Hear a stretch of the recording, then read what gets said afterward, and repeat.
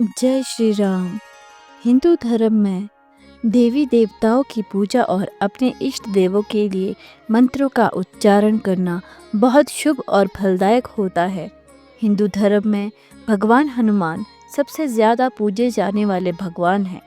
भगवान हनुमान को कलयुग का देवता माना गया है।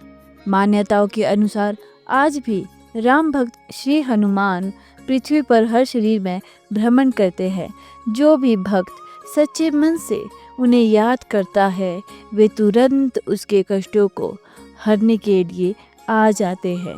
हनुमान जी को प्रसन्न करने के लिए हनुमान चालीसा का पाठ बहुत ही फलदायक माना गया है। मनुष्य के जीवन की सभी समस्याओं का समाधान हनुमान चालीसा का पाठ करने में है। शास्त्रों में कहा गया है कि जो भी व्यक्ति नियमित रूप से रोजाना सच्चे मन से बजरंग बली को याद करता है और हनुमान चालीसा का पाठ करता है, उसके जीवन की सभी परेशानियां दूर हो जाती है। ज्योतिषी में कहा गया है कि यदि किसी व्यक्ति की कुंडली में शनि अशुभ है तो नियमित हनुमान चालीसा का पाठ अवश्य करना चाहिए।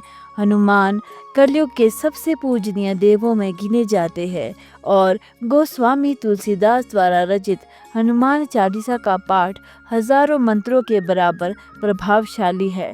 वैसे तो हनुमान चालीसा का पूरा पाठ बहुत उपयोगी माना गया है, परंतु इसकी कुछ चौपाइयों का नियमित पाठ किया जाए तो बजरंग बली जीवन की सब तरह की परेशानियां दूर कर देते हैं। मंत्र संहिता में आपका स्वागत है। दोस्तों, आपसे विनती है कि आप मेरी वीडियो को लाइक करें तथा चैनल को सब्सक्राइब करें। चलिए आपको बताते हैं हनुमान चालीसा की उन 5 चौपाइयों के बारे में जिनका यदि नियमित सच्चे मन से वाचन किया जाए या श्रवण किया जाए तो यह परम फलदायी सिद्ध होती है।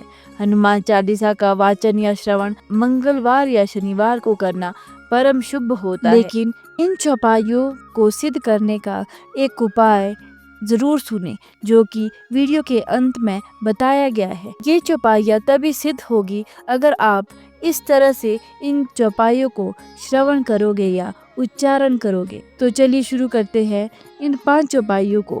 पहली चौपाई, भूत पिशाच निकट नहीं आवे, महावीर जब नाम सुनावे।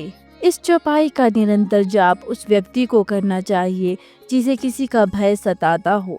इस चौपाई का नित्य रोज प्रातः काल और सायंकाल में 108 बार जाप किया जाए तो सभी प्रकार के भय से मुक्ति मिलती है।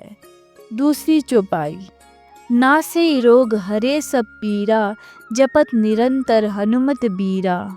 यदि कोई व्यक्ति बीमारियों से घिरा रहता है, अनेक इलाज कराने के बाद भी वह सुखी नहीं रह पा रहा तो उसे इस चौपाई का जाप करना चाहिए। इस चौपाई का जाप निरंतर सुबह शाम 108 बार करना चाहिए। इसके अलावा मंगलवार को हनुमान जी की मूर्ति के सामने बैठकर पूरी हनुमान चालीसा का पाठ करना चाहिए। इससे जल्द ही व्यक्ति रोग मुक्त हो जाता है।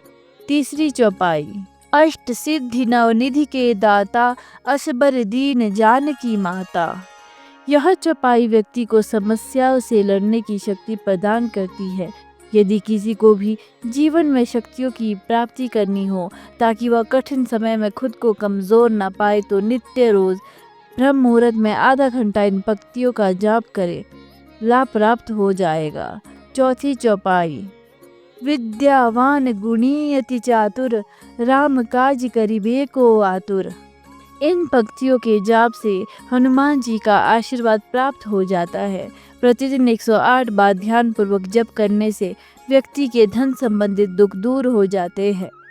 पांचवी चौपाई, भीम रूप धरि असुर संहारे, रामचंद्र जी के काज संवारे। जीवन में ऐसा कई बार होता है कि तमाम कोशिशों के बावजूद कार्य में विघ्न प्रकट होते हैं। यदि आपके साथ भी कुछ ऐसा हो रहा है तो इस चौपाई का कम से कम 108 बार जाप करें, लाभ होगा।